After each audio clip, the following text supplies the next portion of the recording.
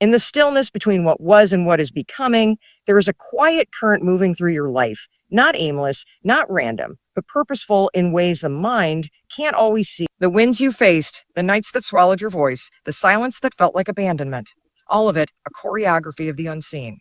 You were never lost. You were being carved. Life, after all, does not shout its meanings. It whispers them through delay, through detour, through solitude, through solitude. And perhaps the storm you feared wasn't meant to break you, but to awaken you, to return you to the truth you forgot, that you are not separate from the unfolding, but of it. You are not just enduring the storm, you are learning to become it. Fierce not for destruction, but for transformation. And when the time comes, you won't need to force a thing. You will simply rise as all storms do, by the call of something greater. In 2025, safety is no longer your home. Growth is. What feels like chaos isn't chaos at all. It's the universe calling you out of hiding, out of comfort, into becoming. The storm isn't coming to destroy you. It's coming to remind you, you were built to move through resistance, built to break patterns, not protect them. The ache you carried in silence, the rejection, the closed doors, they weren't punishments. They were chisels. In 2025, you stop asking a why me and start saying a watch me, because storms don't apologize for their power. Neither should you. Before the lightning cracks, the sky falls silent. This year, the quiet seasons you endured weren't voids. They were sacred incubations. Stillness wasn't you being stuck. It was life preparing the voltage inside you. You weren't waiting. You were becoming. Storms are rarely understood while they rage. Let people misread your silence, your distance, your discipline. In 2025, you stop shrinking to fit expectations and start expanding into your own raw rhythm. Don't explain your evolution. Embody it.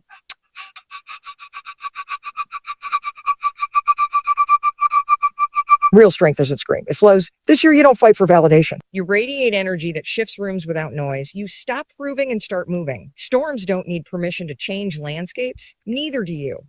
2025 is not about being saved. It's about becoming the savior of your own life. You don't run from storms. You are the storms. You are the storm. Fierce, sacred, necessary. Not to destroy, but to clear the path. To shake the old and make space for the real. You were never meant to stay safe. That's the truth we often resist. We build routines, habits, identities, all to shield ourselves from the unpredictable nature of life. But life in its purest form isn't interested in safety. It's interested in becoming. You see, safety is static.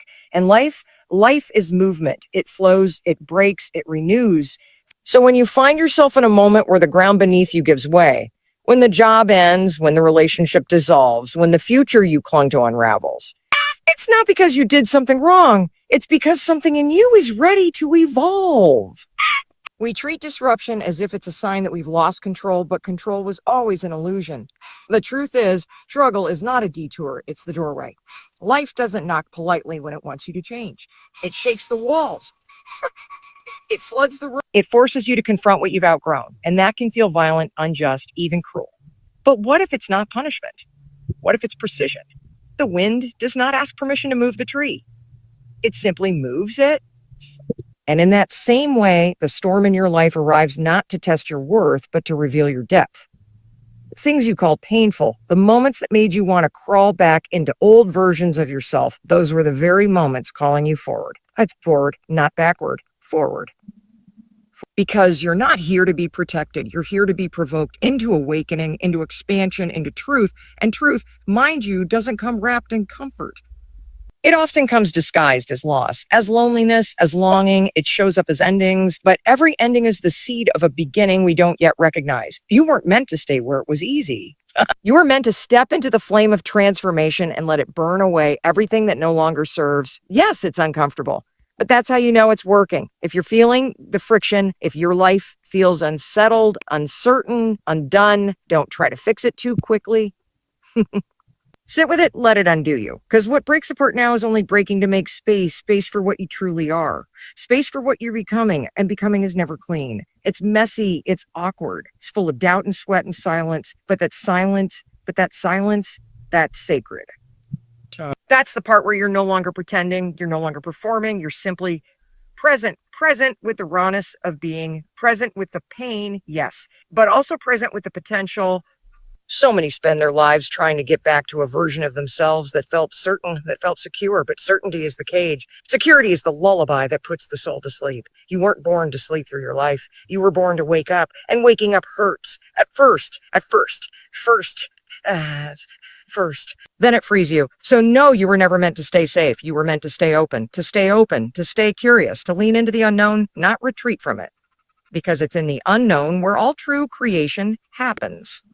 It's in the unknown where the old you dissolves and something infinitely more alive begins to take shape. And if you're waiting for permission, let this be it. The struggle is not against you. It is guiding you. It is shaping you. Link for 8. It is asking you to stop playing small, stop building shelters from fear, and start dancing in the storm. Because this discomfort, this disruption is not the end of your story. It's the birthplace of your power. You know, pain has this strange way of dressing up as the enemy, when in truth, it's always been your most loyal sculptor taught to resist it, to label it as wrong, as something to escape. But what if I told you that your pain, the deep, quiet ache that keeps revisiting you, is not a punishment, but an invitation? Most people spend their lives trying to outrun their suffering. They numb it with distractions, drown it in busyness, or decorate it with fake smiles. But no matter how far they run, pain doesn't chase them. It waits. It waits not to hurt you more, but to be heard. It waits to deliver the message you refuse to read the first 100 times. Because pain is not cruel. It is precise. And so here you are. At a place in your life where the easy answers don't work anymore, where motivation posters and surface level quotes feel like static noise. Because this isn't a surface moment. This is a soul moment. This is the kind of moment when the storm doesn't just surround you. It begins to speak through you. And every sharp edge you've tried to dull has only revealed itself again in some other form. Why? Because the lesson wasn't finished. Sis, because the storm had more to teach you. You see, there's a kind of clarity that only arrives after enough breaking. There's a strength that doesn't come from how much you can lift, but from how many times you've stood back up without applause, without company, without anyone saying, well done. Pain does that. It strips you of the false and leaves you only with what's real. And that's the gift, isn't it? To be left with what's real. No filters, no pretense. Just you in the raw, beating truth. What you called rejection was actually redirection. What you called failure was simply alignment in disguise. And what you thought was the end was life turning the page. But pain needed to close the chapter first, because you can't carry the old stories into a new season. They weigh too much. They distort the shape of who you're meant to be. When people say trust the process, it sounds cliche, until you've walked through fire and come out not burned, but cleansed, until you realize that the moments that once shattered you actually sharpened you, that what broke your heart also broke open your potential. And in the quiet aftermath of it all, you begin to feel something else rising. Not noise, not chaos, but presence. A kind of knowing that doesn't need proof. The thing is, life doesn't shout its meanings. It whispers them again and again through discomfort, through delay, through detours, and through detours. And it is in your willingness to stay open, not just to the joy, but to the ache, that transformation becomes possible. Because the wind that once bent you was never trying to destroy you. It was shaping you, hollowing out the parts that couldn't carry the blessing coming next.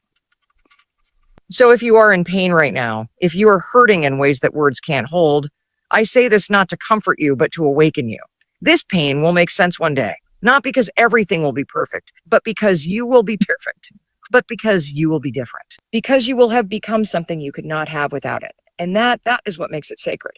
The storm was never sent to ruin you. It came to show you who you really are. There is a silence, a stillness, and it is not empty. It is full, pregnant with what's about to unfold.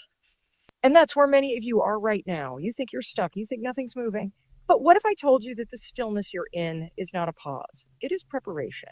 It is the deep inhale before your life exhales into something unstoppable. You see, we've been taught that movement means progress, that if you're not constantly producing, performing, pushing, then you're wasting time. But that's not how nature works, and you are not separate from nature. The seed does not sprout the moment it's buried. The sun does not rise the instant the night begins. There is a waiting, and not just waiting, sacred waiting, intentional stillness. But we hate stillness, don't we? We panic in the quiet. We call it failure. We think a why is nothing happening.